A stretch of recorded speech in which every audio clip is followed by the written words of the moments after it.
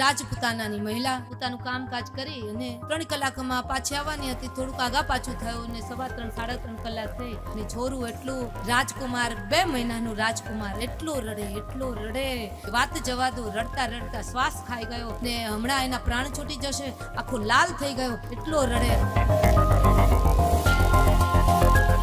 દૂધમાં તાકાત છે, માના દૂધની અંદર બહુ સામર્થ્ય.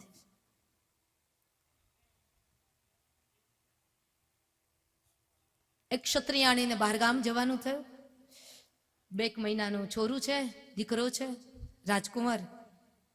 કોઈ દિવસ ક્યાંય છોડીને જાય નહીં, પણ આજે બહુ અર્જન્ટ કામ આવ્યું પોતાના સ્નેહીજનોનું, એટલે જવાનું થયું. બાળકને સાથે લઈ જવાય નહીં, તાપ એટલો બધો છે, બીમાર પડી જવાય. એટલે દાસીને ત્યાં સોંપ્યું બાળકને. પોતાની જે દાસી સેવા કરતી હતી ને એને સોંપ્યું અને કહ્યું કે 2 કલાકમાં હું પાછી આવું છું. 2-3 કલાકની અંદર અડધી કલાક આમ આગું પાછું થાય ને તો ખબરદાર તારું દૂધ ન પાતી. એને પણ છોરું નાનો હતો.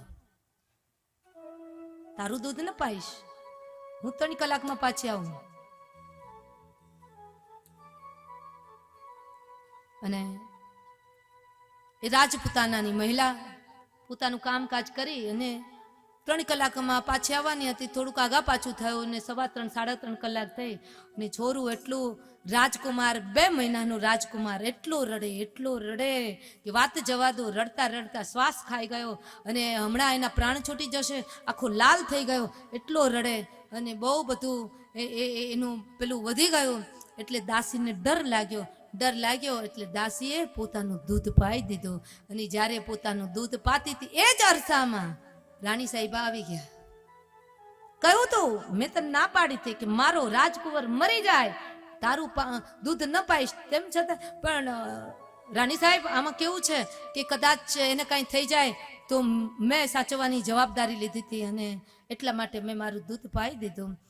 તેમ છતાંય એ 2 મહિનાના દીકરાને ઉપર ટીંગાડી અને પછી જેટલું દૂધ પેટમાં ઉતર્યું હતું ને એટલું દૂધ ઓકાવી નાખ્યું. પણ જેટલું નીકળ્યું એટલું તો બહાર કાઢી નાખ્યું. પણ આ દૂધના સંસ્કારો કેટલા કામ કરે છે, માની માવજત કેટલી કામ કરે છે. તમને કહું કે દીકરો 25 વર્ષનો થયો.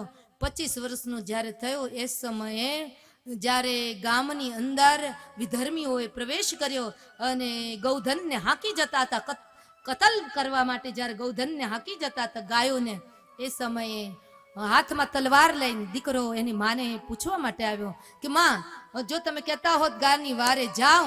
એ જ સમયે સિંહાસન ઉપરથી રાણી ઊભા થઈ ગયા ને એને કહ્યું કે મારા રાજપૂતાનાનો ક્ષત્રિયનો દીકરો હોય ને તો એ માને પૂછવા ન આવ્યો, સીધું ધીંગાણે જ ચડી ગયો હોય ને ગાયનો બચાવીને અત્યારે પાછો આવ્યો હોય. પણ મને લાગે છે કે તું નાનો હતો ત્યારે હું બહારગામ જવાનું થયું, દાસીનું દૂધ તું પી ગયો હતો, તને હું ઊંધો લટકાવી અને બહાર ઓકાવી નાખ્યું. પણ તેમ છતાં મને લાગે છે કે 2 બૂંદના ટીપા દાસીના દૂધના ટીપા તાર્યા ઉદરની અંદર રહી ગયા લાગે છે. એટલે મારો દીકરો મને ગૌધનને બચાવવાનો હતો એને પૂછવા માટે આવ્યો. નહીતર ગૌધનને બચાવવાની હોય ત્યારે ક્ષત્રિયનો જાયો પૂછવા માટે ના રે બેટા.